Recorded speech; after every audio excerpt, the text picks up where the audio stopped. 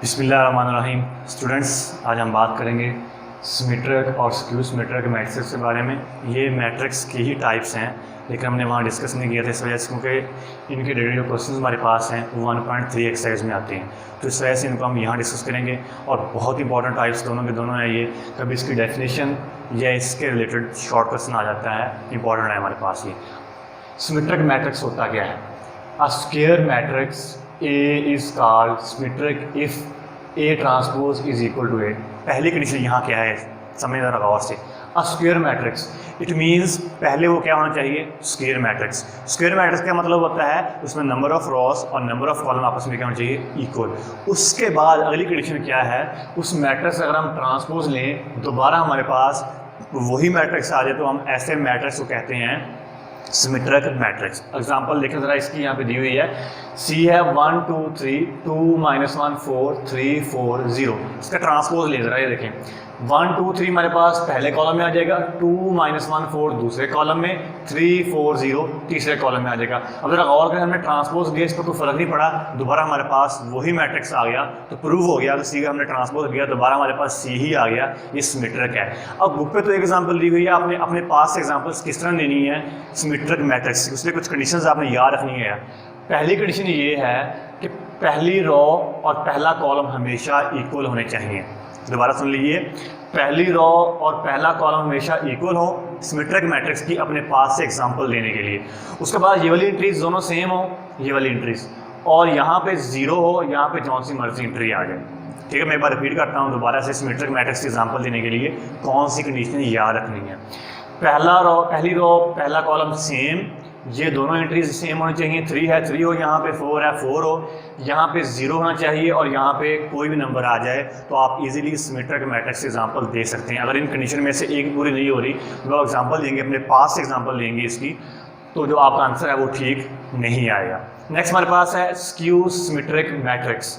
A square matrix A is called skew symmetric if A transpose is equal to -A। ये भी पहले आपके पास square होना चाहिए, उसके बाद इसका अगर हम ट्रांसपोज लें इसके नेगेटिव के बराबर आए। ठीक है, ए मैट्रिक्स अगर हम ट्रांसपोज लें उसके जो नेगेटिव का आंसर आता है उस मैट्रिक्स का, वो उसके इक्वल आया तो हम ऐसे मैट्रिक्स कहते हैं स्क्यू सिमेट्रिक मैट्रिक्स। एग्जांपल देखिए, इसकी डी हमारे पास है 0 2 3 -2 0 1 -3 -1 और 0। इसका ट्रांसपोज लें 0 2 3 पहले कॉलम में आ जाएगा, -2 0 1 दूसरे कॉलम में, -3 -1 0 तीसरे कॉलम में आ जाएगा। तो अब जरा गौर करें, अभी हमारे पास ये कंडीशन पूरी नहीं हुई। अब इसमें से हम कॉमन ले लेंगे माइनस को, तो तमाम एंट्रीज के साइन क्या हो जाएंगे अंदर? चेंज। ये -2 था +2 बन गया, ये -3 था +3 बन गया, ये +2 था -3 बन गया, +3 था -3 बन गया, +1 था -1 बन गया, और -1 था +1 बन गया, ये वैसे आ गया।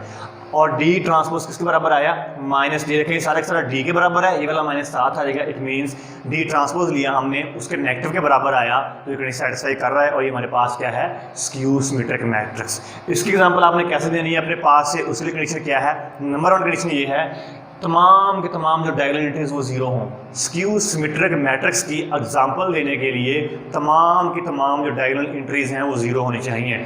उसके बाद जो फर्स्ट रो के पास 2 और 3 यहाँ डिजिट आ रहा है, तो फर्स्ट कॉलम में उससे ऑपोजिट होना चाहिए। 2 3 का ऑपोजिट क्या होता है? -2 और -3 होना चाहिए। ठीक है, उसके बाद यहाँ पे जो डिजिट आएंगे वो ऑपोजिट साइन वाले हों। अगर ऊपर प्लस का आ रहा है, यहाँ पे देखें जरा प्लस का मान है, यहाँ -1 होना चाहिए। अगर यहाँ +1 है, यहाँ -1 होना चाहिए। तो मैं एक बार रिपीट करता हूँ, इस कंडीशंस क्या याद रखनी है आपने स्क्यू सिमेट्रिक की अपने पास से एग्जांपल देने के लिए।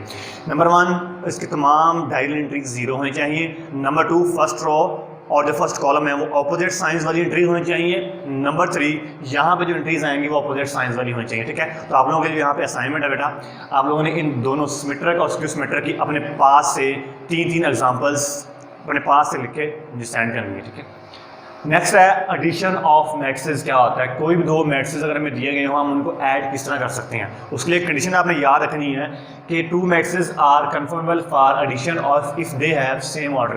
कोई भी 2 मैट्रिसेस उस वक्त कंडीशन के लिए सूटेबल होंगे, सॉरी एडिशन के लिए सूटेबल होंगे, या आप उनकी एडिशन कर सकते हैं जब उन दोनों के ऑर्डर सेम हो जाएं। किसी एक बार अगर आप दोनों के ऑर्डर सेम ना हो तो हम कभी भी उनको आपस में ऐड नहीं कर सकते। क्यों? क्योंकि हम एडिशन के दौरान क्रॉसपोंडिंग एंट्रीज को आपस में ऐड करते हैं। जब करॉस्पॉन्डिंग एंट्रीज ही एक ऐसी नहीं होगी, एक प्लेस पे नहीं होगी, तो हम उनको ऐड कभी भी नहीं कर सकते। इस वजह से हमेशा जब भी आपने मैट्रिसेस की एडिशन पढ़नी है तो एडिशन पढ़नी है, और नेक्स्ट जब आपने अपने पास एग्जांपल्स करनी है या क्वेश्चन सॉल्व करने हैं तो चेक कर लेना है क्या उन दोनों मैट्रिसेस जिनको आप ऐड कर रहे हैं क्या उनके आपस में ऑर्डर सेम है या नहीं। यहाँ एग्जांपल हमारे पास है A230106, B है -2 3 4 1 2 3। इन दोनों को ऐड कर लें, A + B 230106 वैसे आ जाएगा, -2 3 4 1 2 3 वैसे आ जाएगा। अब मैंने पहले बात की थी कि करॉस्पॉन्डिंग एंट्री को आपने ऐड करना है, तो इट मीन्स 2 में -2 होगा, 3 में +3, 0 में +4, 1 में 1, 0 में 2 और 6 में 3 होगा। ठीक है, अब इनको ऐड कर लें आप, 2 - 2 0 हो जाएगा, 3 + 3 6 हो जाएगा, 0 + 4 4 हो जाएगा, 1 + 1 2 हो जाएगा, 0 + 2 2, 6 + 3 9 हो जाएगा। तो A + B हमारे पास ये आ गया।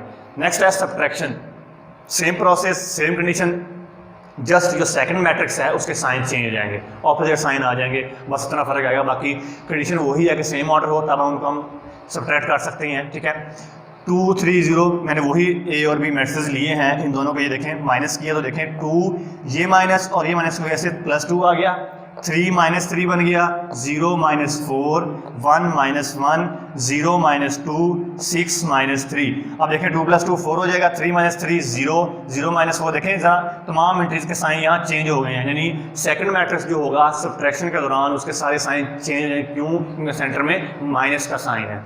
तो आंसर आएगा 4 0 -4 0 -2 और 3 हमारे पास। नेक्स्ट हमारे पास बेटा है मल्टीप्लिकेशन ऑफ ए मैट्रिक्स बाया रियल नंबर, यानी किसी भी मैट्रिक्स को अगर हम रियल नंबर के साथ मल्टीप्लाई किस तरह करवा सकते हैं। रियल नंबर से मुराद यहाँ पे वो पॉजिटिव नंबर भी हो सकता है, वो नेगेटिव नंबर भी हो सकता है। अब उसको मल्टीप्लाई कैसे करवाना है, अगर आप कोई भी नंबर दे दिया जाए, कहा जाए कि इस नंबर को इस मैट्रिक्स से मल्टीप्लाई करवाएं, तो आप उस मैट्रिक्स की हर एंट्री के साथ उस नंबर को मल्टीप्लाई करवाएंगे, खा वो नंबर पॉजिटिव है खा वो नंबर नेगेटिव है। एक एग्जांपल है यहाँ पे देखें, ए हमारे पास है 1 3 5 7 8 9, 2A कहा गया है हमें। 2A का मतलब ये है इस A को हमने 2 के साथ मल्टीप्लाई करवाना है, तो हम 2 यहाँ लिखेंगे, अंदर सारा मैट्रिक्स वैसे लिख लेंगे। नेक्स्ट टाइम में देखें ज़रा, 2A हम फाइंड कर रहे हैं तो अंदर हम हर एंट्री के साथ 2 को मल्टीप्लाई करवाएंगे। ठीक है, जब भी आपसे कहा जाए कि किसी मैट्रिक्स को मल्टीप्लाई करवाएं किसी रियल नंबर के साथ, तो हमेशा आपने उस नंबर को पॉजिटिव है या नेगेटिव है उस मैट्रिक्स की हर एंट्री के साथ मल्टीप्लाई करवाना है। देखिए 2 को हमने 1 से भी करवाया, 2 को 3 से भी करवाया, 2 को 5 से भी, 2 को 7 से भी, 2 को 8 से भी और 2 को 9 से भी। तो यहाँ 2 आया, यहाँ 6 आया, यहाँ 10 आया, यहाँ 14 आया, यहाँ 16 और यहाँ पे हमारे पास 18 आ गया। ठीक है, तो हर एंट्री जो है जिस नंबर से हम मल्टीप्लाई करवा रहे हैं उतने टाइम्स इंक्रीज हो गई है यहाँ पे। नेक्स्ट कुछ लाज हैं यहाँ पे एडिशन के लिहाज से मैट्रिसेस के। पहला हमारे पास है commutative law of matrices with respect to addition. ये लॉ हमें ये कहता है अगर आप कोई भी दो मैट्रिसेस को ऐड कर रहे हैं, फॉर एग्जांपल A और B हैं, आपने ऐड किया, अगर आप इनकी सिमेट्री चेंज कर दें, यानी पहले हमारे पास B मैट्रिक्स बाद में आ रहा था और A पहले आ रहा था, आप B मैट्रिक्स को पहले ले आएँ, A को बाद में ले आएँ, तो दोनों के आंसर पे फ़र्क नहीं पड़ेगा, क्योंकि दोनों सेम ऑर्डर हैं, हमने ये पढ़ा था। अगर ऑर्डर सेम है तो उनके आंसर पे कोई फ़र्क नहीं पड़ेगा, आप चाहे B को पहले लिख लें चाहे A को बाद में लिख लें। तो इट मीन्स जो मैट्रिसेस हैं वो एडिशन के लिहाज से इस लॉ को फॉलो करते हैं। तो इसके रिलेटेड क्वेश्चन हम करेंगे एक्सरसाइज के अंदर, तो वहाँ आपको मज़ीद क्लियर हो जाएगा। लेकिन अगर आपने इसका प्रूफ देखना एग्जाम्पल की मदद से बुक के ऊपर मौजूद है, वहाँ से आप कर सकते हैं।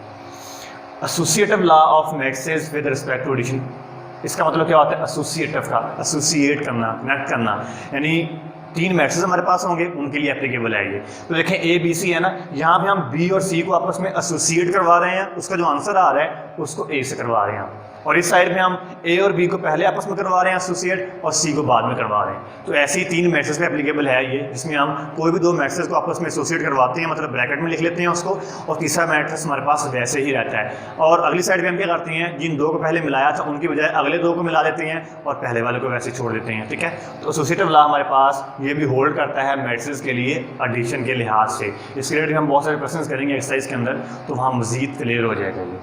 नेक्स्ट है additive identity of a matrix. क्या होता है? कोई मैट्रिक्स हमारे पास अगर है, फॉर एग्जांपल कोई मैट्रिक्स हमारे पास A है और 0 मैट्रिक्स हमारे पास O है और दोनों का सेम ऑर्डर है, तो O हमारे पास जो है वो कहलाएगा additive identity of a matrix A। क्या कहलाएगा हमारे पास? Additive identity. क्यों? इसका मतलब ये होता है कि हमारे पास एडिटिव आइडेंटिटी, ऐसा कोई मैट्रिक्स जिसको हम किसी दूसरे मैट्रिक्स के अंदर ऐड करें तो उस मैट्रिक्स पर कोई फ़र्क ना पड़े। ठीक है ना, जैसे नजर आ रहा है आपको a प्लस ओ को हमने राइट साइड पे ऐड किया तब भी a आ रहा है हमारे पास, हमने o को लेफ्ट साइड से ऐड किया तभी हमारे पास a ही आंसर आएगा। तो एडिटिव आइडेंटिटी का ये मतलब होता है, आइडेंटिटी मतलब कोई यूनिक चीज होती है हमारे पास जिसको हम ऐड करें किसी मैट्रिक्स के अंदर। क्यों ऐड करना है? क्योंकि हमारे पास है ही एडिटिव, एडिशन के लिहाज से है, तो हम उसको ऐड करें, उस मैट्रिक्स पे कोई फर्क ना पड़े, उसे हम कहते हैं additive identity of a matrix. Next है additive inverse of a matrix. इसका नाम को समझ लें जरा। इनवर्स का मतलब क्या होता है? उलट। उलट किस चीज़ का है?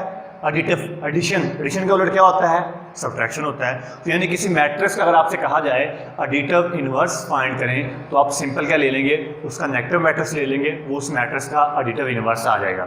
जैसे देखें, additive inverse of any matrix obtained by changing science of all non zero entries of that matrix. यानी किसी मैट्रिक्स का इनवर्स तब हासिल होता है हमारे पास अगर हम उसकी जो नॉन जीरो एंट्रीज हैं उसके साइन चेंज कर दें। तो ए हमारे पास है 1 3 -5 7 -8 9, इनके तमाम के साइन चेंज कर दें, जो प्लस वाले हैं वो माइनस हो जाएंगे, माइनस वाले प्लस हो जाएंगे। तो ये इसका क्या आ गया? एडिटिव इनवर्स आ गया हमारे पास।